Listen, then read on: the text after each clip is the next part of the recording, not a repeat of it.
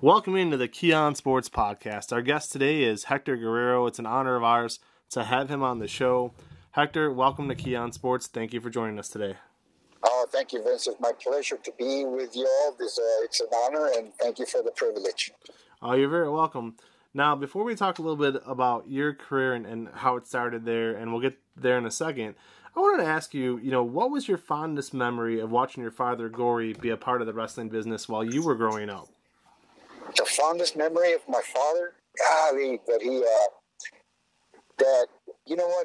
when we would get around the table and we would have dinner, and he was home because a lot of the times he wasn't home because he was out, wrestling in other territories. So when he would come home, we'd always have food. We'd always have food, and together have supper, and it would be a great time. And but we always discussed wrestling, whether it was amateur wrestling, because he was very involved in our amateur careers in high school, and we didn't have it in middle school. We didn't have it in elementary, but we did get some training done in Mexico with judo. I got 2 years of judo in Mexico, and then a little bit of amateur in Mexico. But mostly my amateur was done with my father in the ring, because I would work out as an amateur, and with the pros, which were completely different, because it's entertainment, but it's also very real. So there was a big contrast in learning that way. But what I remember fondest about my father is that he loved me like dads should. And I know we all have a father in heaven. If you believe in heaven, I'm a Christian. Yes, sir. I believe in Jesus. He's my Lord and Savior.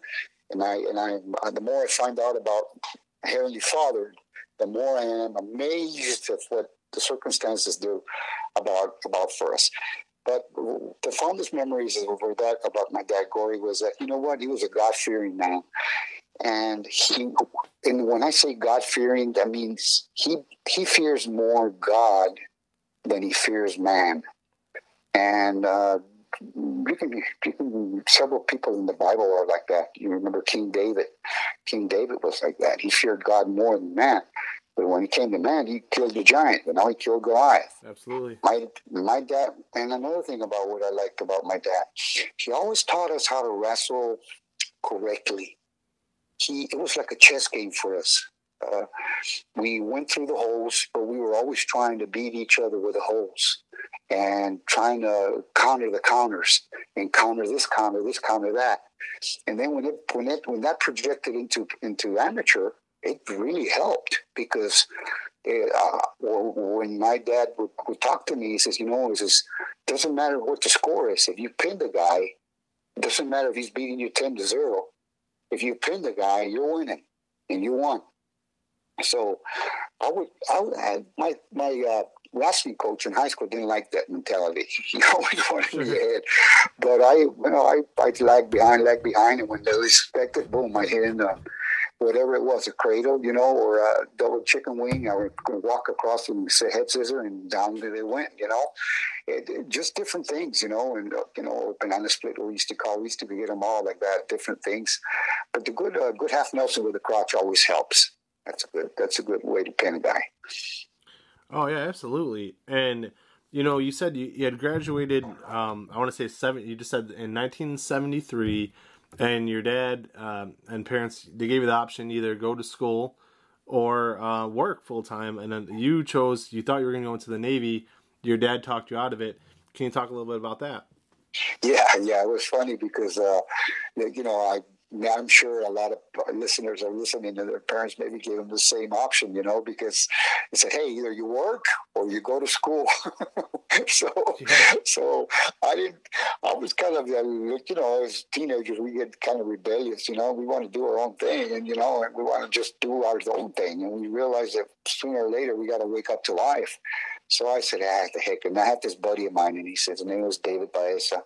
And he says, hey, Hector, let's go join the Navy, man. They're telling me the same thing. So we did the same thing. Excuse me. I'm at home, but ignore the telephone. Oh, sure. So, hold on. Okay, go ahead. Okay, so we were talking about my time with, getting deciding for me to go to the Navy. Well, a friend of mine, I named his name David. Him and I, we decided to join the Navy. We went and we actually joined the Navy, and we had to go in for our. We signed papers that day and everything, and then we had to go in for our physical. It was about a week later. They told us we needed to go in the physical, and at that time, once you got your physical, you couldn't back out. But my dad caught me right before I went to the physical. He called me into his office, and I remember now, my dad was a professional wrestler, but he was also a promoter. Yeah. And before Monday Night's Raw it was Monday Nights in El Paso with Hector Guerrero, and he made it popular. And before, nobody thought that Mondays was a good day to run. Because a lot of wrestling companies never thought that Mondays was a good day to run, and they would never run on Monday. Well, my dad did. And my dad made it a heck of a time. So, Vince McMahon might have a success, but we had it first. So, sorry, Vince, we got it first. Anyway, so coming down to that, my dad offered me, he says, called me in the office and says, hey, about... why don't I get you started? And I was like, we had two promotions. We had one wrestling promotion in El Paso, which worked with the Funks, which was you're talking about Dory Funk Sr., Terry and Dory, and they were the Amarillo office. And you had a lot of championship in wrestling Florida. The stars were there in Texas at that time.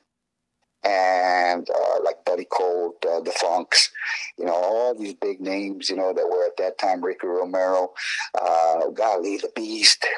We got so many guys that used to come in, Buddy Colt, such great wrestlers that came in at that time, but we were just teenagers. Ciclone Negro, so many great legends, really, because those wrestlers I learned a lot from them just watching them wrestle.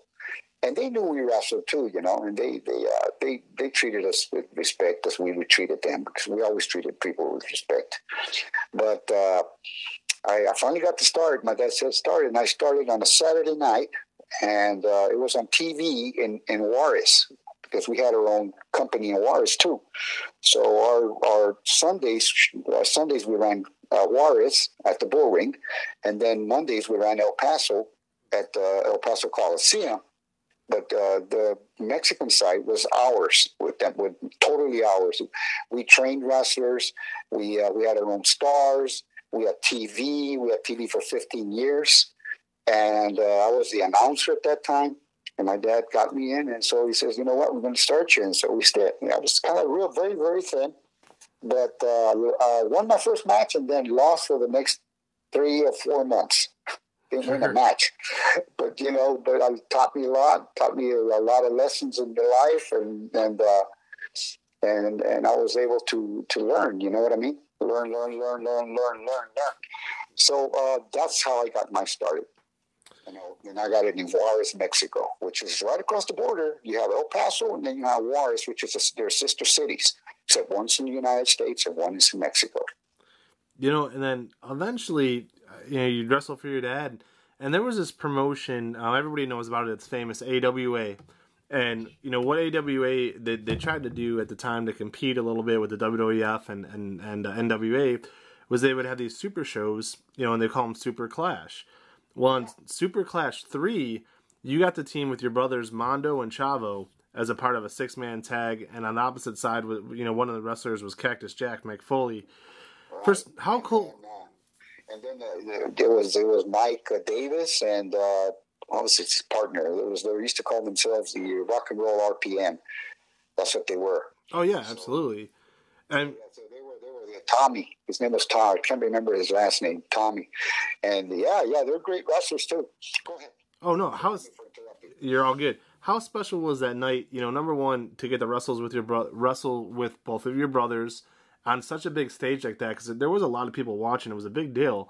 And also, did you notice anything about Mick Foley, Cactus Jack, that you thought, hey, this guy could go on to do big things, or was it just another night at the office for y'all? Well, he pretty much, Cactus Jack pretty much stayed away from us. We were very aggressive. My dad had taught us to be ring generals, not ring whatever, not lieutenants, not soldiers. We were generals, and we took over matches. It wasn't done on purpose. It's just natural. I look back at those, because they're on YouTube and a lot of things, and I go back and I look and I go, man, I was so aggressive. And I think about it, but it was just the way my dad had taught us to be. We were aggressive wrestlers, and we always looked to make the match. That was the most important thing. And to entertain the people, that's what you got to do. You got to entertain. And it's how you do it in the ring. But we also like to what do you call it? Have a little bit of competition in it, and that's the old style of wrestling. We don't have that wrestling anymore. It's a long lost art.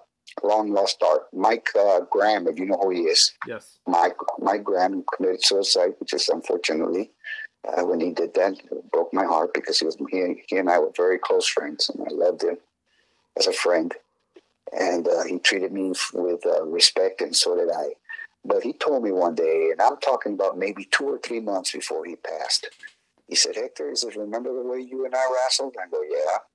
And we were out, we'd been out a couple of bars and, talking and, remembering old times. He said, remember the way we used to be? We used to wrestle? I said, yeah. So that's dying art. Yep.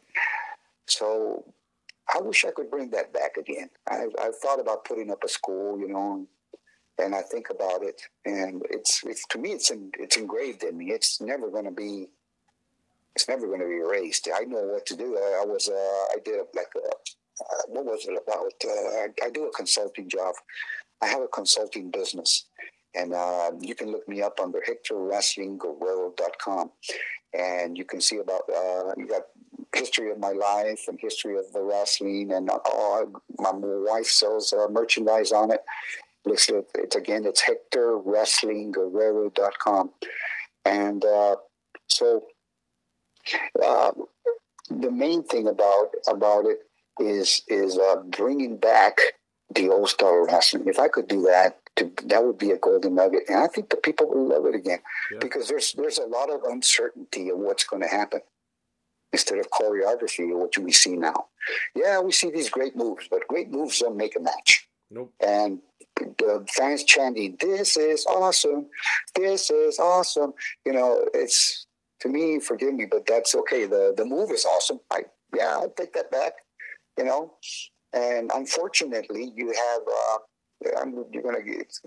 you've hit a nerve there when you talk to me about when you let me talk about this. But go right ahead. No, believe me, I'm going to tell you the truth. When ECW came out, it was great because it was different. But, if you need to break chairs or you need to do a match in barbed wire, which we did, all of us did. We all did that. I used to do chain matches and Texas death matches, but we didn't do it every match. Right. We worked up to it, and then you would maybe see 1 or 2 a year in a territory. If you like in a city, when you had cities like, for example, the Amarillo territory was Amarillo, Lubbock, El Paso, Odessa, and then you had some other little towns which were spot shows, and some places in Albuquerque, sometimes in New Mexico, and then other places that were close by. So these were the main towns, and if you would see maybe in El Paso, maybe you might the whole year you might see 3 chain matches, or you might see 1 or 2 cage matches, because they built up to it to where it was something. But when they came in, they were doing it all. They were breaking tables, breaking people on tables, jumping off the thing, this and that. And then what's going to be the next big thing that you have to do? So, to me, when I saw that Eddie, my brother Eddie, Dean Malenko, and Chris Benoit went to work for them, and they were getting over, if you understand what I mean by getting over. Yeah, by wrestling. They were just getting over by wrestling. The people wanted to see wrestling. Yep. And like Mike Rotundo said one time when we were here in Florida, and they were having a big discussion about that, he just turned around and he says, "What does it say on the marquee, gentlemen?" And it says wrestling. He says, and he just smiled and he looked at us. So Mike Rotundo knew that because Mike Rotundo was a great amateur. I don't know if you knew that. Oh yeah, at Syracuse, I believe. Yeah. Great amateur, and good balance. Kind of like I see some wrestlers that are just natural wrestlers, and I'll name you some names: Mike Rotundo, Kurt Angle. Mm-hmm. These are just natural. Kurt Angle's natural. You look at his body, the way his body is, where his waist is, how long his legs are, how long his arms are, his shoulders, his head, everything. He's just a natural. He's got natural balance. Some of us, like some wrestlers I know, and so like me, I got longer legs than upper body. So I got to, my dad used to tell me, use your legs for your advantage, So that's why I learned how to do head scissors, blind head scissors. So we all have our differences, but these wrestlers that I tell you, those are what you call core wrestlers. Like they're naturally made to wrestle, and they can wrestle. There's more than just that. Okay, you had Mr. Wrestling, Gordon Nelson. That's the one I'm talking about. Mr. Wrestling too. I knew him, and he just passed. And my deepest sympathies. He's a good friend of mine too. Good, awesome buddy, and he was a great wrestler too. There's a lot of good ring-savvy wrestlers that knew how to wrestle, like, what's his name? The guy from England. Oh, God. William Regal? Oh, Lord Regal, yes. Oh, my God, yes. He's a master at his craft. This guy is, like, awesome. William Regal. But then you guys, the other guys that are what you call catch as catch can. And those guys, wow, man, those guys are the real deal. Like you got, I'll tell you some names: Carl Gotch, Gene LaBelle, Tito Copa. These were three of my mentors that taught me kind of stretched me a little, what they call stretch. But I can't say I was a great hooker, which we call a shooter. But I tell you what. I fought some of the best ones. Okay. got stretched by them and learned a lot from them. Tito Copa was like a guy like 5'8", 5'7", but he looked like a mountain, a little small mountain. He was bald-headed and very hard to take down. And I saw him take down a guy that was twice his size and put him to sleep in Spain. So it's like, wow. And then Carl Gotch, Gotch made his reputation worldwide, not only here in the United States, but in Japan. And Japan used him for many, many years and still had a lot of respect for him. And you know another guy, the Malenkos. The Malenkos are very good wrestlers. You got the Boris, the dad, Dean, and Jody. Jody's like a great shooter too, and he's an awesome guy, and he's a good partner in wrestling. So he's a good guy. Hector, let me ask you this, because this is something that fans seem to stick on. But, so for me, I come from a wrestling family myself. All my uncles wrestled on my mom's side and my dad's side. My dad was an amateur wrestler. Even my uncle finished second in the state. So, I like that kind of stuff too, very, very much. All the guys you mentioned, and that's the kind of thing, even like a Scott Steiner, and when the Steiners first broke in, I love that kind of stuff. So for me, it's confusing, and maybe you could help clear this up, But in 1990, you go to work for the WWF, and instead of them saying, okay, here's this guy who could really go in the ring, comes from a great wrestling family, they don't exploit that at all, and instead they come up with this crazy turkey soup gimmick called the Gobbledygooker, and they do that instead. So I have to ask you, whose idea was that, and why in the world wouldn't they have said, hey, this guy could wrestle, what are we doing here? Yeah, I know. I wasn't given a fair shake on that, and I can, and everybody can hear me say I was not given a fair shake on that. When they told me, at first I was trying to get into the WWF. It was WWF then at that time. It wasn't WWE. I'll tell you why. You know why they got to be the WWE, right? Yeah, the World Wildlife Federation was going to sue them, so they switched it to entertainment, and then the E in entertainment. That way, people could understand the freelancing, and they can't get taxed to run shows. And there was a lot of BS behind the scenes, but yep, that's why. But do you know why WWF happened? No, go ahead. That's the, well, you know a guy by Ted DiBiase, right? Sure. $6 million man, but he's also a Christian. You know that too, right? Absolutely. Well, he created a shirt, and it said WWF, and it said World Wildlife. No, I'm sorry, Worldwide Forgiveness. Okay. And John 3:18. Ain't that beautiful? Uh-huh. And guess what? They stopped it. Oh, because of that? Oh yeah, and New York stopped it. I'm talking about WWF at that time. So, man, you can't mess with the creator. No. Do you understand where I'm coming from? Yeah, karma came back and got him because they started screwing with God. Oh yeah. Right. So now that's something that, you know, I'm not going to say, I'm not going to put the finger on it, but you know what? It's obvious and it's there. Yeah. If you didn't know that, now you know that. That's a great story. I knew that, and yes, and you know, with things with God, that's what the thing is called, fear of God. I fear God more than man, and that's me. I've learned that from my dad. I learned that. I'm talking about my dad in heaven. I've learned that from my father in heaven to learn to fear him more than anything else. But anyway, let's get back to what we were talking about and about that. So when the gobbledygooker did Vince, I was trying to get a hold of him because I was desperate. I needed a job, so I got myself a gymnastics job, and I was teaching gymnastics in Tennessee. I got a call, and I had called about 3 or 4 times before during the past year, and in one time, who was it? One of the agents said, "Who's this?" And I said, "This is Hector Guerrero." And he said, "Why are you calling here?"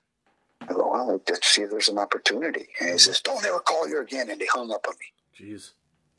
And I'll tell you what, it was Pat Patterson. So then they tried calling me, and it was Pat trying to call that time. And so when I heard from Pat, you know what I did? I hung up on him because you know what, you know, come on, you know, you don't do that to a person, you know. So again, they do it again. So they call. Hey, don't hang up, Hector. Don't hang up. I hung up again. So, you know, about a day or two later, they try to call again. Hector, don't hang up, please. Vince wants to talk to you. So I said, okay. So, all right, who is this? This is Pat. I said, no, I was getting ready. No, Vince is going to talk to you. Okay, I talked to Vince. So then I talked to Vince, and he says, hey, I got this idea, you know, and he tells me that it's something for the kids, that they want to do something like the San Diego Chicken. Remember the San Diego Chicken? Absolutely. Okay, so they want to do something like that for wrestling for the kids. And I said, yeah, that's awesome. I work with children. I'm a teacher right now. I'm a physical education teacher here in Florida. And that's what I do. I've been teaching for the last 22 years. And going on to 23 now. But what I want to say is it was for the children. So Vince had the right idea. Now, it was the wrong place. At the Meadowlands, it was the wrong place because the Meadowlands is like, that public, that's hardcore public, man. Yep. For that kind of thing. So when I popped out of that egg, because they were going, hey, this is going to be exciting, you know, and this and that and that. I guess they were expecting Hulk Hogan to come out of it, or they were expecting some kind of a diva. You know, what they would have liked? They would have liked if China would have come out through there. You know what I mean? Sure. That's what they would have wanted. But, you know, and that popped out, and they were booing the heck out of it. Yeah. And I'm hearing all these boos, right? I just popped out of the egg, and I'm looking at Gene, and then I get close to Gene, and Gene's got the mic down, so I told him, Gene, they don't like it. He says, come on, kid, let's get it over. So, that goes, you know, that's reputation on Gene, you know, to get it over. I had panicked because of the boos, but I was still going to go through with it. Yeah. So my thing was whether they booed the heck out of it or they yayed or they didn't yay, they did. Whatever happened, I was going to go through with it because that's the way my dad taught me. Dad taught me never stop. Get it done. You know, no matter what, the show goes on, you go. You get it done. Yeah. So I was getting ready to do that anyway. But Keith joined me. He wasn't supposed to, and he did. And we had lived the whole thing. And if you ever saw it, he fell down as I was doing all the stuff. Yep. I flipped in. I flipped this. I did all this and that, and and danced with him and this and that. And we did the turkey in the straw. And I was doing all that neat stuff with him. And you know what? The next day he was so sore. And people at the office told me that he had bruises on his legs and all that. So I really felt bad because, he wasn't trained for that. Yeah. I've been trained for that at that time. But the kids that were there, they were really into it. I noticed that. The kids were happy and there were smiles in their little faces. And they had their little hands up in the air and going, yay, yay. And I'm thinking to myself, well, we got that right, but this is the wrong place to do it. Yep. Yeah. So, go ahead. Why did you ever get a chance to wrestle for the WWF after that as Hector Guerrero? I mean, you did what they asked of you. How come there wasn't any kind of payoff? I feel like you deserved it. Well, listen, hold on. Let me give you some more. Let me give you some more info of what happened. Sure. So then, so that first night, we come back in.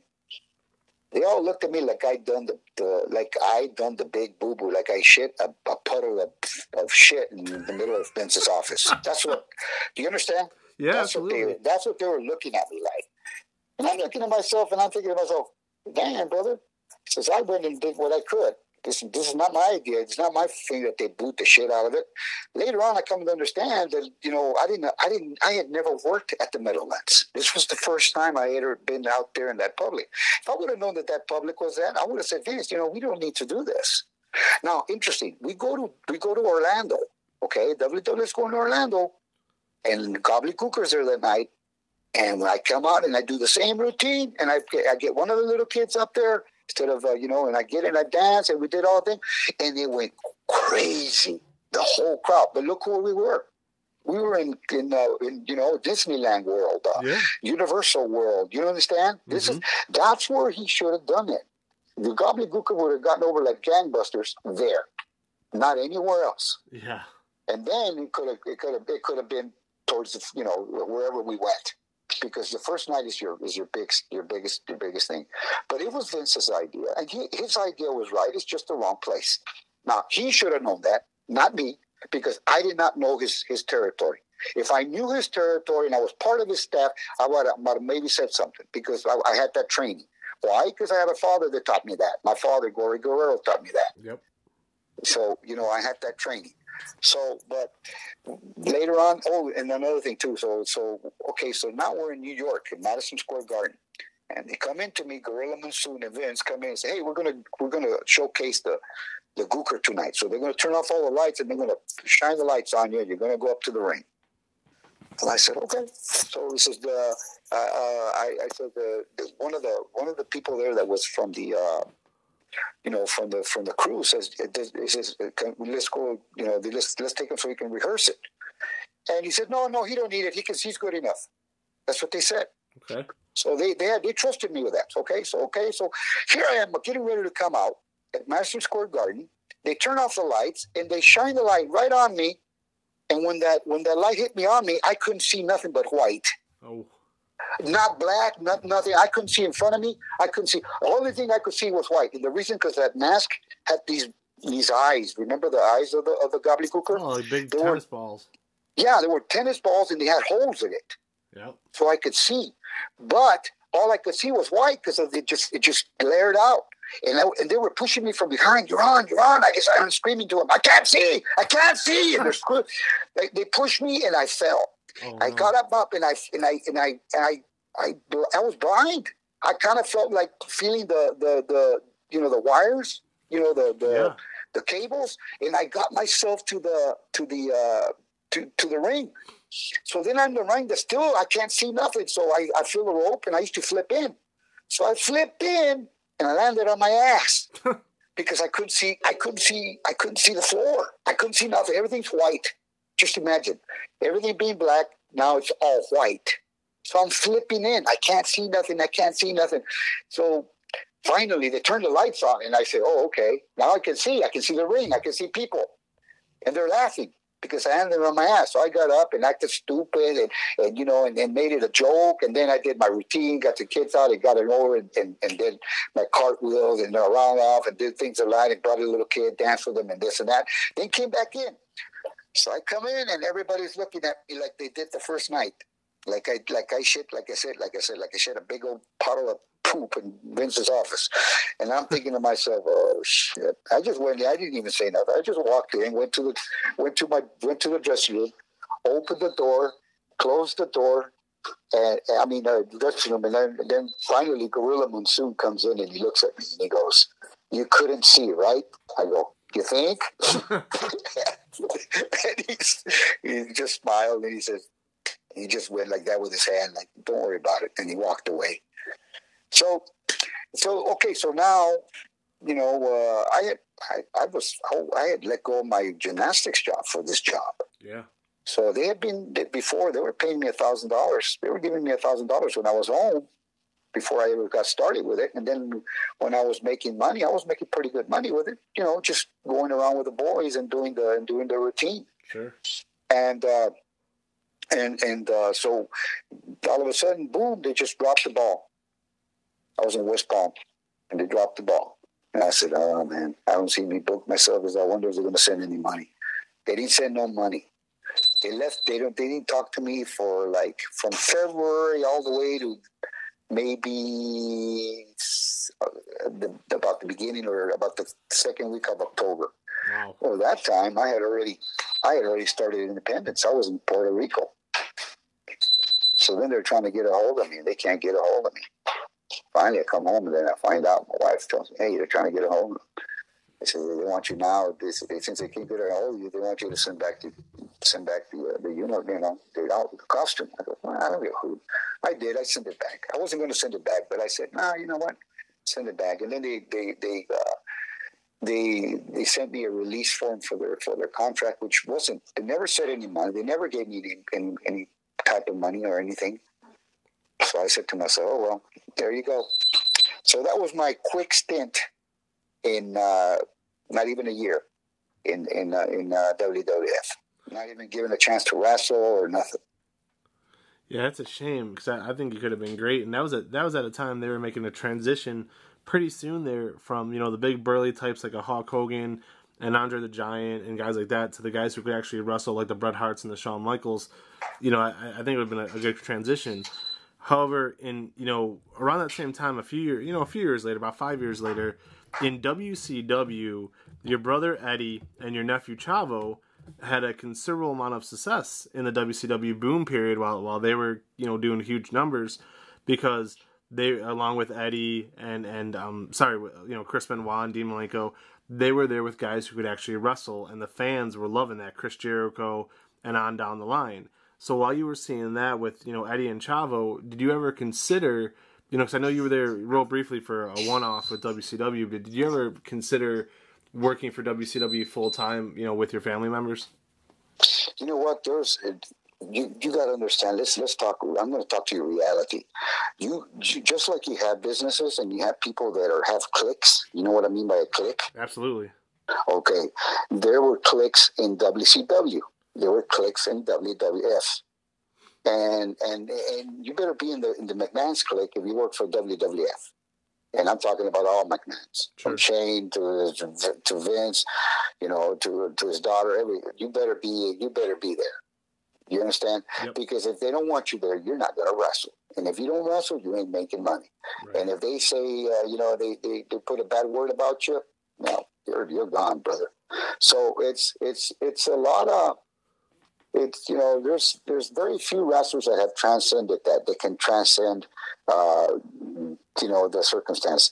And one of them was El Santo. If you remember El Santo at Mexico, mm-hmm. he was a very, very, very such popularity that he could work for anybody. In Mexico, they had the same situations. You had to Empresa Mexicana de Lucha Libre, and then later on became CMLL, and they were what you call the Luderoth, which my dad worked for. But El Santo could work for anybody. And like in Mexico, Luderoth was like Vince is right now. Okay. If you work for Luteroth, you work for Vince, another like you work for Luteroth, that was the main thing, and all the other little companies were just little companies, were little wrestlers. But then all of a sudden, about 7 or 8, 9, 10 guys that were in the in the Luteroth organization, they all broke away because they were tired of getting paid very, very minimal. And they were getting very little money, and he was abusing them really bad. So then these promoters start booking them, and they're making 10 times as much as they were with Luteroth. So they all of a sudden, now you got a big independent situation, and you have, and now you get a guy by the name of Francisco Flores, and he creates a company, the Independents, and he puts all the independent promoters together, and he makes it a company. And he becomes the booking office for him. He made a lot of money. I worked for Mr. Flores many, many, many times, and a lot of promises, but he never did any good too. Like, oh, Mr. Guerrero, you're looking so good. We're going to put the welterweight championship on you. And then they come back and tell me, well, we can't take it off Tejano because, this and this and that. And I'm looking at him. I go, hey, man, just let me get out there and let me do my thing. And if you think I'm not getting good, then all right. If you want to keep it on them, all right. But, but if I get out there and I can do my thing and I can turn on the public and I can wrestle, do something with me. Don't just leave me as a nobody. Well, things happen there. But you know what? If you're not the owner and you're not the person with the money, they're going to play their favorites, and they always will. And that's what all companies do. Even the independents do. That's what Vince does. That's what that's everybody. They all do. We did too. Or the Guerreros, when we had our wrestling business, we played our favorites. Naturally, we had our family. We took care of our family, but we knew guys that could wrestle, and those are the ones that we pushed ahead. Now, that was more of a guy that would actually would be fair about that. And he was so honest that my mom said they were doing him wrong. But you know what? That's because he had the fear of God. That's what I was talking about, being the fear of God. Yeah, and the thing too to me, which I thought was pretty incredible, is Eddie and Chavo still were able to shine with their time there, despite the cliques, and then eventually they were able to break free and get off to WWE and begin that path. And it seemed like after a while, finally Vince McMahon had to listen to the fans, and they gave Eddie the push he deserved. While all this was going on, him, you're his brother, and family's tight. You understood some of the struggles he was going through with the demons that he had. How proud of him were you to see Eddie turn his life around, give his life to Christ, and be able to beat those demons? It had to be amazing for you as his brother. Yes, it was, and he had several bouts with the circumstances, and then when we went through one of them, Vickie decided to divorce him. Right. This is what people don't understand.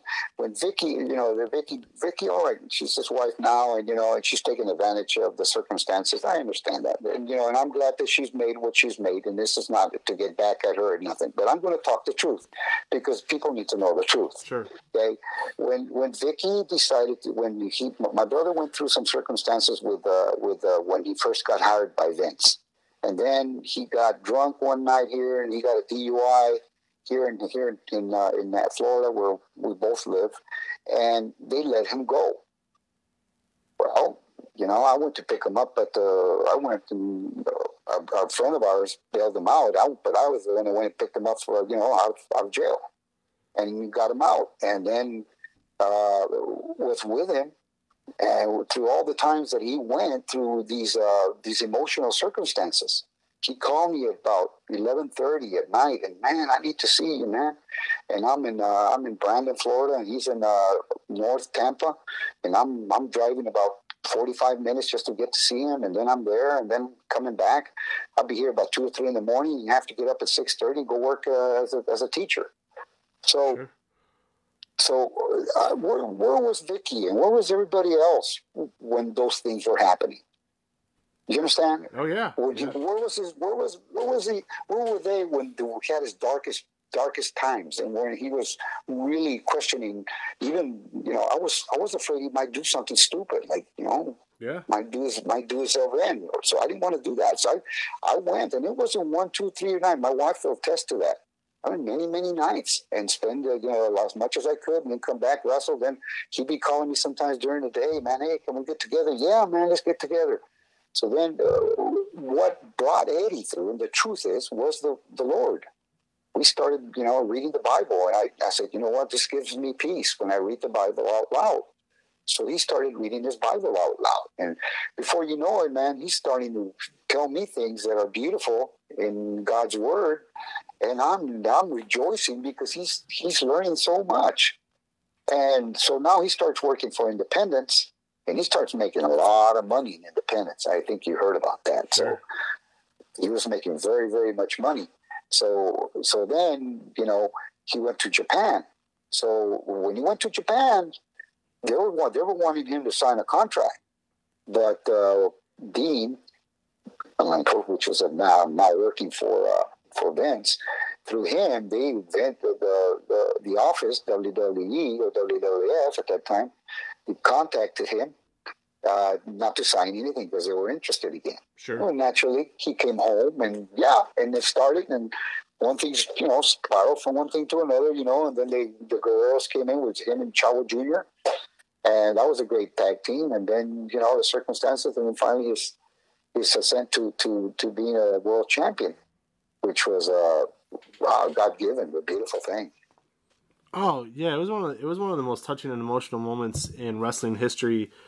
Still talked about and cherished today when he beat Brock Lesnar for that title. It really showed what you could do to overcome all of that. Do you feel that obviously then he passed away about a year and a half later after that happened? Do you feel obviously he was at peace and his legacy was where it should have been? I mean, I kind of feel like he got that second chance and started believing in God more so, and like you said, studying the Bible, and was able to fulfill the story that he should have. I mean, do you feel, obviously it ended way too soon, but do you feel that at least it ended like it should have with him on top? I'm going to share something with you, and I hope people realize the beauty of it and give God the glory. And I'll tell you something about the last days that he saw my mother. Sure. He was doing the thing with Mysterio. He didn't touch base with me too much, because I was trying to tell him that I didn't like that shirt he was doing and the gimmick he was doing about "I'm your poppy." Right.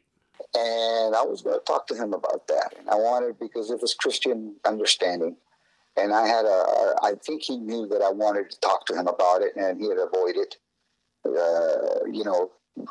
He would say hi, and we would say hi, and this and that when we had an opportunity, but we had never got an opportunity to get close down to talking about it.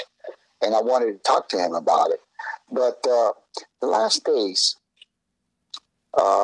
he had gone to a doctor, and he had been very, very, very sick. And Vickie had told my mother that. And I'm telling you what my mother told me. So my mother was the last to see him about a day before he passed. So, and Vickie was the kid with the girls, and they all went for breakfast. And then he was supposed to catch a flight and then go to Minneapolis, I think it was. It was up there in Minnesota. It was in Minnesota. Yep. And then that night, it's whatever happened. And I think that the Lord just came and took him away. And I'll explain something to you. And it's okay that the fans hear this, because you know what? God gets the glory, because I believe God is with Eddie's with God right now. Now, when he was leaving, when my mom was leaving, because my mom had her little car, she had gone to his house, and they went to eat, and then my mom said that she was looking in her rear mirror. This almost makes me break up, because she was running after my mother's car. And my mom stopped, and she rolled down the window and said, "Hey, Eddie, what's up? What's up?" And then he went to her, looked at her, and said, "Mom, I love you." Sorry, I get a little emotional. Okay. So she rolled up the window, and she said, "Okay, I love you too," and and so he took off. I mean, she took off, and then, well, the next morning, all that happened. Well, what I hear, Chavo Jr. informed me that they were meeting. They had separate flights because he was out of Florida and Junior was out of California, I think, and they met up in the middle somewhere, and then they got the same flight going into Minneapolis.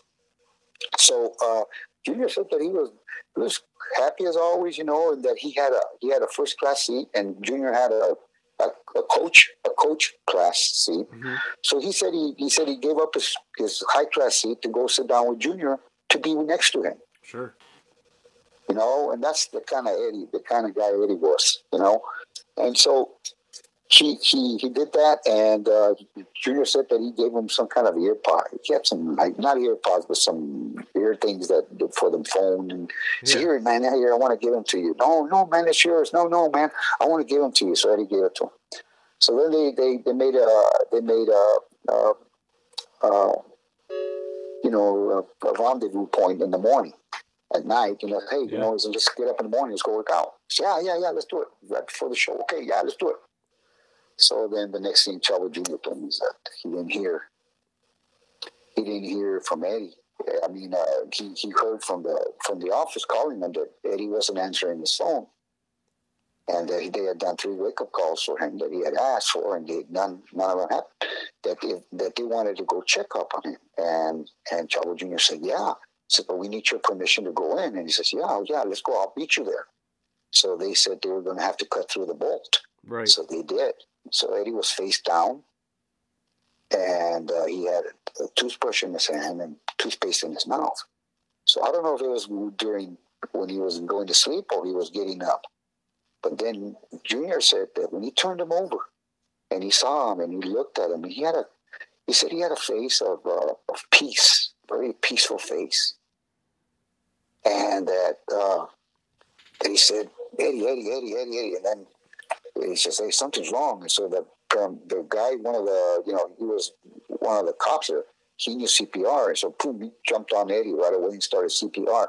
Well, they called the paramedics, and then they did all that. And then they finally pronounced him, that he wasn't there anymore. But I never shared that with anybody, and I'm sharing that with you because sometimes people like to know about God. I tell you what, I was about 7-8 months after Eddie's passed, and I really didn't like to talk to any fans because some fans are very, very ignorant and very, forgive my word, stupid with the things that they ask you about, things like that. Yeah. So I didn't want to talk to nobody. So I secluded myself for about, I can't, it's like I'm saying 7-8 months, I secluded myself from everybody. I talked to my family, but I didn't want to talk to nobody. I didn't want to talk to no fans. I didn't want to, even friends, I just stayed away. I was very, very quiet, with myself in my room. So my wife was talking to me, and then she says, I'm going to go take a nap. I'll be back. So my wife comes back down, and she's got a bewildered look on her face. And I go, what's up? She goes, I just saw Eddie. I go, what? I said, come on, he's not here. No. I said, I closed my eyes. I saw Eddie. I go, really? And did he say anything to you? How did he look? He said, no, like the way you know. Was he talking to you? Or was it, no, it's just a picture of him. He said, and then he said, how's my brother? And then my wife said, well, he said, he misses you. And then we all miss you. And he says, you know what? Tell him I'm okay here. But he said, tell him I'm good here. He used the word good. And tell him I'm good here. And he repeated himself, tell him I'm good here. And then that's it. And so she told me to give me the message. Now, me, as a Christian, I know what the word good means. When Jesus was approached one time and said, good master, how do I inherit the kingdom of God? Jesus turned around and told that young ruler, because it was a young ruler, he says, nobody's good but God. So I know in my understanding that Eddie was with God. That's what he was telling me. And we don't always get those circumstances that are like that, but that's where I know my brother is. And knowing his faith and knowing how he stood up for being a Christian and knowing how he declared himself being a Christian and not denying it, and accepting Jesus as Lord and Savior, and being his ground he stood on for salvation, I know he's there. That's beautiful. That is really, really beautiful. I'm thank you so much for sharing that. I only got a couple of questions left for you here, and I do appreciate you taking the time. You mentioned her name there, obviously Vickie. Did it surprise you, because none of, as fans, and now me being a journalist and everything at the time, back then I was just a fan, it kind of surprised me. I don't think anybody saw it coming that she would go on to have almost a decade-long run with the WWE and had a lot of success. Was Eddie's family, were you guys surprised by this, that she was able to, I don't want to use the word capitalize because that sounds wrong, but that she was able to, I don't even know. Again, I don't want to, you know what I'm saying, right? Like, I don't want to use that word capitalize because it just sounds bad, but, that she was able to have that run. Well, you know what? It was meant to be. I'm glad she got that run. I'm to be honest to you, because, that paid, that helped her live. Yep. You know what I mean? Now, the way she's done it and the way that she has portrayed to the rest of the family, I'm not in agreement with that. Because you know what? Guerrero was our name, and it is our name. And you know what? She married into it. And Vince used that against us. And he, especially with me, Vince McMahon does not like me. I know that. Eddie would tell me, "What did you do to Vince? What have you ever done to Vince?" I go, "I don't know what I've done to McMahon. I've never done anything to him. But I don't know. He just hates me." So I said, "Screw it. Well, if you want to be that way, I don't need you. I got a degree, and I might not make the billions they make, but I make an honest living, and I do it, out of the sweat of my brow, and I'm doing it for, I think, a great cause, teaching children, how to stay healthy, because that's what physical education is in elementary, because I teach elementary kids." Yep. So what she done, I mean, it's natural that she did. The family, Vickie's family, when at Eddie's funeral, they were very, very nasty to the Guerrero family. I mean, very nasty. And I could talk about her brothers doing some things that have done it. I won't say that but there are some circumstances that happened, and Vickie knows about that. So if she ever says anything to you, it says, "Hey, well, Hector says there's some circumstances that you shouldn't be too proud about your family doing something to your own family." So, I mean, they want to bring out the crap. That's what it is. Well, I'm not there to collect it for them. Neither am I to bring out my own and put it against them or smear it against them. I'm there that we might. All right, so it's forgiven. It's life, bro. Maybe I might have done the same thing. Maybe it'll happen to them. They don't realize that what goes around comes around. And that's the world's way of saying it. But the real way of saying it is, what goes around comes around is the world's way. But in the Bible is, what you plant, you sow. Yeah. So, yeah. Do you understand? So somewhere along the line, we all sow. Because I've reaped some stuff in my life, in my personal life, and I'm to the point of where I almost thought I was going to die with the circumstances happening to me. And when God got a hold of me, and actually I felt His love and His tenderness towards me, and He grabbed me and He said, "You know what?" He says, "This is what happens when you do what you do." He says, "And this is what you've reaped." And it was very hard to take from me at that time, and it hurt me really more than you could ever ask or think. It just wow, it was crazy about it.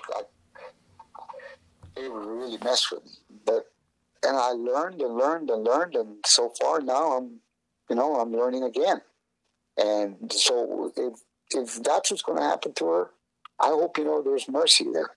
She needs to pray for mercy, because we never did anything wrong to her, and never did I ever do anything wrong to her. All I've done is if I ever spoken anything, I've spoken the truth about her.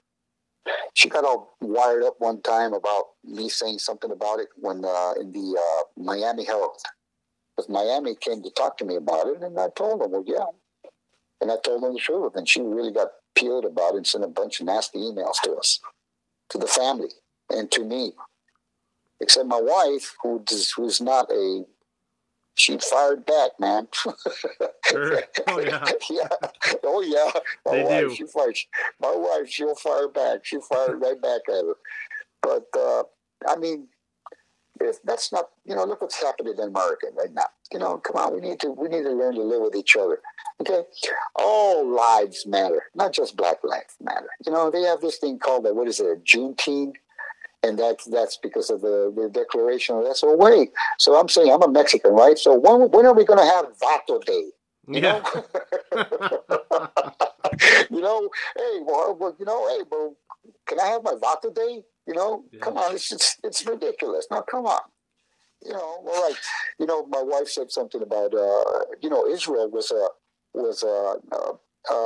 slaves to Egypt for 400 years. And then when they didn't come back and say, hey, you treated us as slaves and this and this and that.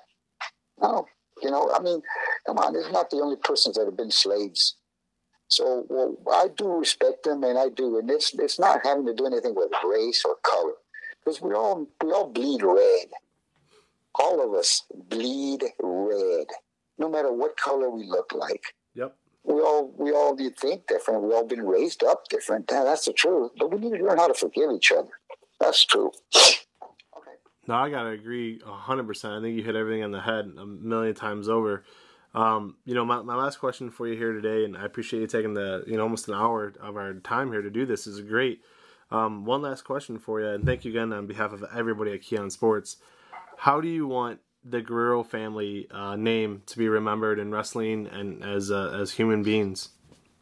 Well, you know what? I want them to understand this: that the Guerrero family was raised up as a Christian family, and each of us has learned the fear of God in our own way.